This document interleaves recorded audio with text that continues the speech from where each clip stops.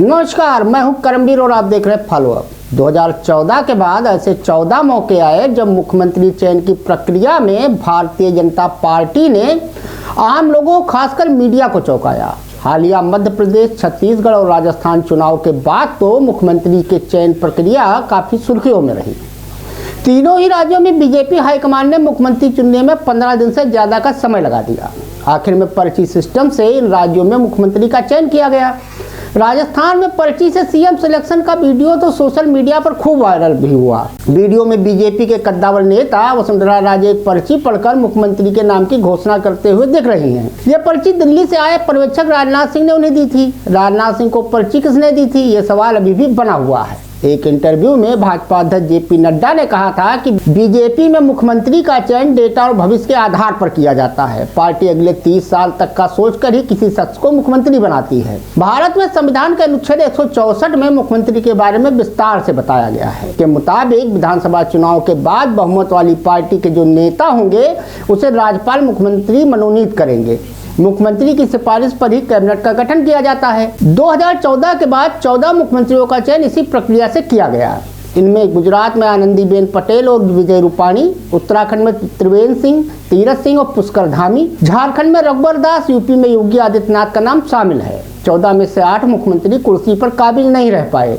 BJP ने 2014 के बाद गुजरात में आनंदीबेन पटेल को मुख्यमंत्री बनाया था। पटेल 2 साल तक ही इस कुर्सी पर रह पाई। पटेल के बाद विजय रूपाणी को मुख्यमंत्री बनाया गया। विजय रूपाणी 5 साल मुख्यमंत्री जरूर रहे, लेकिन गुजरात चुनाव 2021 से पहले उन्हें पद से हटा दिया गया। रूपाणी वर्तमान में संगठन में काम कर रहे हैं। 2014 में ही भाजपा को झारखंड की सत्ता मिली। यहाँ पार्टी ने नए चेहरे रघुवर दास को मुख्यमंत्री बनाया। उस वक्त अर्जुन मुंडा, सरजू राय जैसे नेता सीएम पद की रेस में शामिल थे। रघुवर दास 5 साल का कार्यकाल पूरा करने में सफल रहे, लेकिन 2019 में पार्टी को दोबारा सत्ता नहीं दिलवा पाए। दास खुद भी जमशेदपुर सीट से विधायकी का चुनाव हार गए। कुछ दिन संगठन में रहने के बाद दास अब उड़ीसा के राज्यपाल बनाए गए हैं। 2014 में भाजपा को महाराष्ट्र की सत्ता भी मिली। पार्टी ने यहाँ नितिन गडकरी, विनोद तावड़े जैसे दिग्गज नेताओं पर देवेंद्र फडणवीस को तवज्जो दी। फडणवीस 2014 से 19 तक शासन करने में सफल रहे, लेकिन 2019 में अकेले दम पर पार्टी को बहुमत नहीं दिलवा पाए। वर्तमान में फडणवीस गठबंधन की सरकार में उप मुख्यमंत्री हैं। महाराष्ट्र के सियासी गलियारों में यह भी कहा जाता है कि फडणवीस डिप्टी सीएम नहीं बनना चाहते थे, लेकिन हाईकमान के कहने पर उन्होंने यह पद स्वीकार किया। 2016 में असम की सत्ता में आने के बाद भाजपा ने सर्बानंद सोनोवाल को मुख्यमंत्री बनाया। 2021 में सोनोवाल से यह पद ले लिया गया। कहा गया कि सोनोवाल अपने इलाके में अच्छा परफॉर्मेंस करने में नाकाम रहे।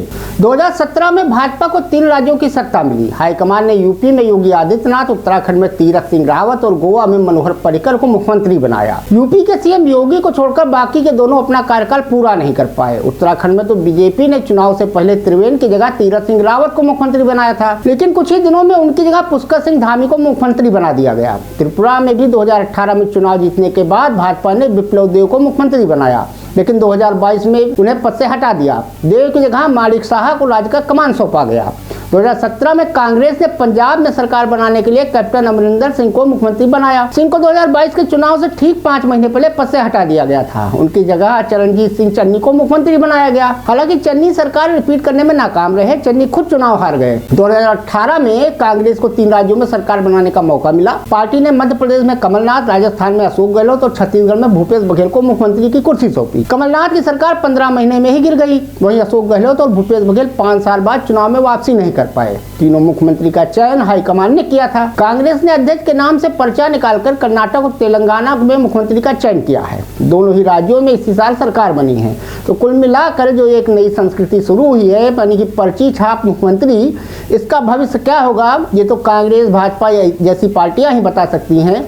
लेकिन अब कुल मिला के ये कहा जा सकता है कि नेता चुनना, सर्वदलीय बैठक में दल के नेता चुनना और उसके बाद जो सबसे ज्यादा सीटें जीतकर आया हुआ दल है उसमें सर्वसम्मति से नेता चुनना, ये अब गुजरे जमाने की बातें हो चुकी हैं।